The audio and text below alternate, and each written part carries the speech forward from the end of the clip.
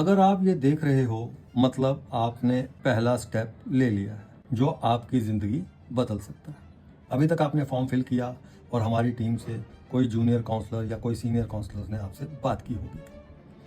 आपकी evaluation report आपके पास आ गई होगी, लेकिन मुझे पता है आपके कुछ डाउट्स होंगे जो हम सॉल्व करेंगे और समझदार लोग ही ये वीडियो एंड तक देख के सब समझ पाएंगे कि इस इवैल्यूएशन रिपोर्ट का क्या वैल्यू है, उनकी लाइफ में क्या स्टेटस वो ऐड करेंगे।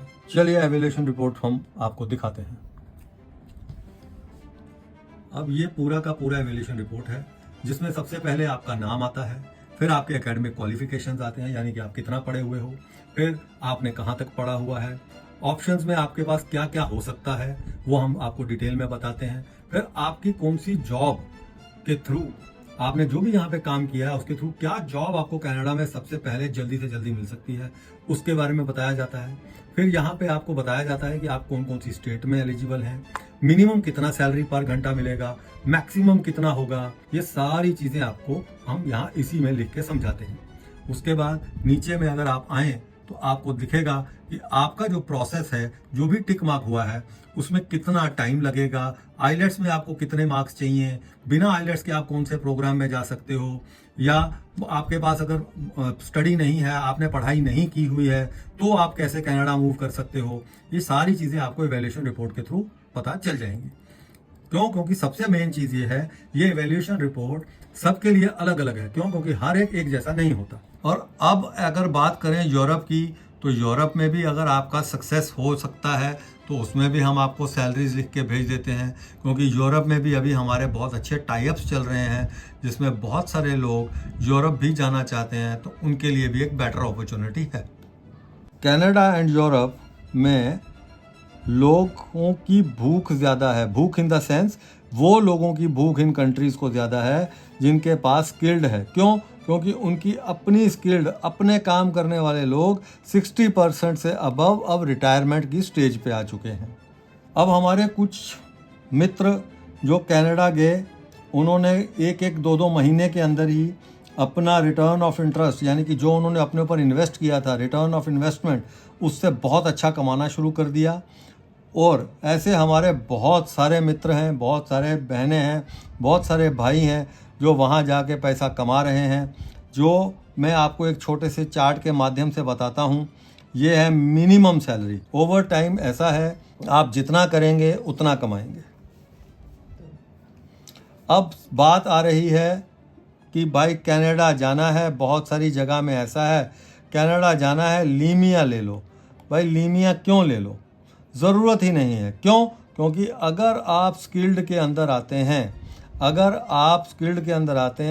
आप किसी भी PNP प्रोग्राम के अंदर आते हैं तो आपको अपने IELTS में सुधार करना है तो भी आप PR ले सकते हैं, नहीं तो आप अपने स्किल्स को इम्प्रूव कीजिए।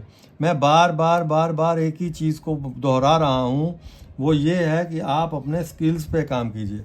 क्यों अपने स्किल्स पे काम कीजिए? क्योंकि स्किल्स इज़ योर एसेट। आप सबसे बड़े एसेट खुद हैं, उसके बाद ये स्किल्स आपके लिए लाइफ टाइम एसेट बन जाएगा। इसके लिए, स्किल्स के लिए आप कनाडा जाइए, वहाँ पे अपने स्किल्स डेवलप करिए और अपना PR कंफर्म करवाइए। लीमिया के चक्कर में मत पड़िए, लीमिया काफ़ी हद तक फेक भी हो सकता है। अब बात करें तो हमारे लिए हर केस एक स्टडी है, हर केस डिफरेंट है। हम हर केस को पूरा एनालाइज करते हैं, पूरा डिस्कस करते हैं, लॉयर्स के साथ, सॉलिसिटर्स के साथ, टीम मेंबरान्स के साथ बैठ के डिस्कस करते हैं, फिर हम डिसाइड करते हैं, बताते हैं, इवैल्यूएशन रिपोर्ट के थ्रू भी बताते हैं, वर्बली भी बताते हैं कि वो FSTP में जा सकता है, federal skill technical program, provisional nominee program, co-op with study, या यूरोपियन यूनियन में जा सकता है, या वो PSW ले सकता है, या वो और TC के थ्रू जा सकता है, रेड सील चैलेंज के थ्रू जा सकता है। सो ये आप हैं और ये हमारा काम करने का तरीका है। So we charge only what is required and every case is different. So सबका स्ट्रेटजी एंड प्रोग्राम भी डिफरेंट होता है। अब बहुत सारे लोग हमारे पास एक सवाल करते हैं, साहेब वो तो 2 महीने में चला गया। तो हम उसको पूछते हैं क्यों चला गया? नहीं, वो तो चला गया। बट जब बात करते हैं तो उसके पास 7 बैंड्स होते हैं आईलेट्स के, वो मास्टर्स किया हुआ होता है। तो वो सारी चीज़ें भी फाइल के साथ इम्पैक्ट करती हैं। हमारे बहुत सारे क्लाइंट्स हैं जिनके जाने से पहले बहुत सारे सवाल हमारे साथ थे, जिनका जवाब हमने दिया, हम आपको भी दे रहे हैं। जैसे मेरे साथ स्कैम हुआ, मेरा पैसा फंस गया, तो मेरा रिजेक्शन आया, तो फीस आफ्टर वीज़ा दूंगा चलेगा। आपसे कम पैसे मांगते हैं लोग, आपसे कम पैसे मांगते हैं, बहुत अच्छी बात है। तो समझो आपके साथ स्कैम हुआ, होता है, बहुत सारे लोगों के साथ होता है। अब सबसे मेन चीज़ ये है कि आपने एक 10 लाख रुपए की गाड़ी खरीदी, अब उसका फिल्टर खराब हो गया रास्ते में, अब आपने रास्ते का काम सस्ते में करवाया, तो आपके साथ स्कैम होगा, वो फिल्टर नहीं चलेगा। सो इसके लिए प्रॉपर गाइडेंस, क्या आप जिसके पास जा रहे हो उसके पास उस पूरे प्रोडक्ट का नॉलेज है? क्या उसके पास उस पूरे प्रोडक्ट की वैल्यूज़ हैं? तो आपके साथ स्कैम नहीं होगा। खाली पासपोर्ट दे देने से वीज़ा नहीं मिलता। अब आपका ड्रीम अगर कनाडा है और एक स्कैम हो जाने से, तो क्या आप अपना ड्रीम छोड़ दोगे? अगर छोड़ दोगे तो उससे तो फिर बढ़िया कुछ नहीं, फिर बैठिए इंडिया में। तो अगर नहीं छोड़ दोगे तो हमें संपर्क कीजिए, पहले हमारी बात सुनिए, हमारे प्रोसेस को समझिए, हमारी हर डिटेल को समझिए, समझ में आए तो आगे बढ़िए। अंडरस्टैंड द प्रोसेस, समझदार बनो। मैं भी बोलता हूँ, अगर प्रोसेस नहीं आता है, अगर टीचर को ABCD ही पढ़ानी नहीं आती है, तो वो आपको ABCD कैसे पढ़ा सकती है? इसीलिए समझदार बनो, प्रोसेस को समझो, उसके बाद आगे की बात करो। अब मुझे वो सस्ते में करके दे रहा है, बात वही आ गई जो मैंने पहले बोला था, सस्ता रोए बार बार, महंगा रोए एक बार।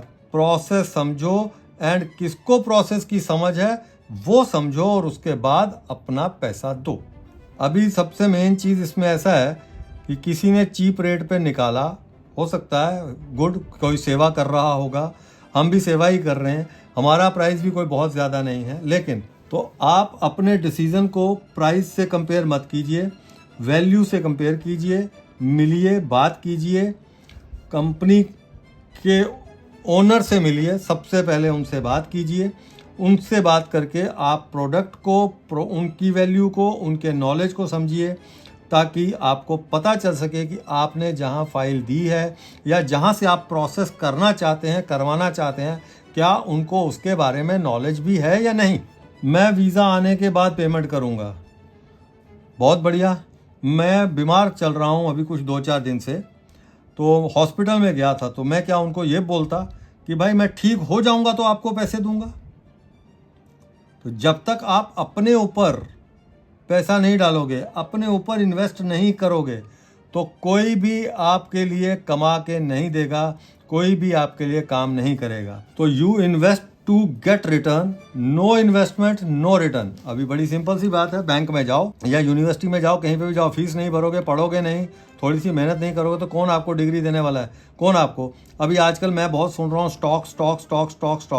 स्टॉक्स में भी वही लोग पागल बन रहे हैं जिनको अपने ऊपर इन्वेस्ट नहीं करना है, उन्हीं के साथ ही फ्रॉड हो रहा है। तो समझदार बनिए, एसेट बनिए, अपना खुद का एसेट बनिए, अपने लिए काम कीजिए, एजेंट के लिए काम मत कीजिए, अपने आप को समझदार बनाइए, हर चीज़ को समझिए, हर पहलू को समझिए, उस पर इन्वेस्ट कीजिए और अपना फ्यूचर सेव कीजिए। मेरे पास फीस का पैसा नहीं है, होता तो इंडिया क्यों छोड़ते? फैमिली, घर, दोस्त सब छोड़ते हो ना। अरे भाई, पैसा कितना मांग रहा है कोई तुमसे? अगर आप लोगों के पास पैसा ही पैसा होता तो इंडिया छोड़ के जाने की ज़रूरत क्या थी? लेबर क्लास में जॉब करने की ज़रूरत क्या थी? बहुत सारे मेरे मित्र, बहुत सारे मेरे भाई बंधु छोटी छोटी जॉब्स कर रहे हैं बाहर जाके। क्यों? क्योंकि बेटर लाइफ जीना और बेटर पैसे कमाने के लिए कुछ तो एफर्ट्स आपको डालने पड़ेंगे। फिर वही बात आ गई, एसेट वैल्यू। आपको अपना एसेट वैल्यू बढ़ाना पड़ेगा। उस एसेट वैल्यू को बढ़ा के ही आप इंडिया से अब्रॉड जाओगे, अब्रॉड से कुछ पैसे कमा के अपनी परिस्थिति को यहाँ पे चेंज कर पाओगे। जो मैंने पहले भी बोला था कि आपको मिलेगा वो है रिस्पेक्ट, जो पैसे से आती है और पैसा कमाने से आता है, रोने से नहीं। ये हमारे पुराने कुछ क्लाइंट्स जिनको पैसों की बहुत प्रॉब्लम थी, सब लोगों को पैसे की ही प्रॉब्लम थी, पर इन्होंने चांस लिया, रिस्क लिया एंड देखिए इन्होंने क्या रिटर्न्स लिए। अगर आप ये नहीं करना चाहते तो आप एक्शन मत लीजिए, अपना प्लान ड्रॉप कर दीजिए। जहाँ पे हैं, जिस परिस्थिति में है उस परिस्थिति में रहिए एंड अपनी लाइफ के साथ ओके हो जाइए, क्योंकि सब बड़े लोगों ने कभी ना कभी रिस्क लिया था, इसीलिए वो बड़े बने।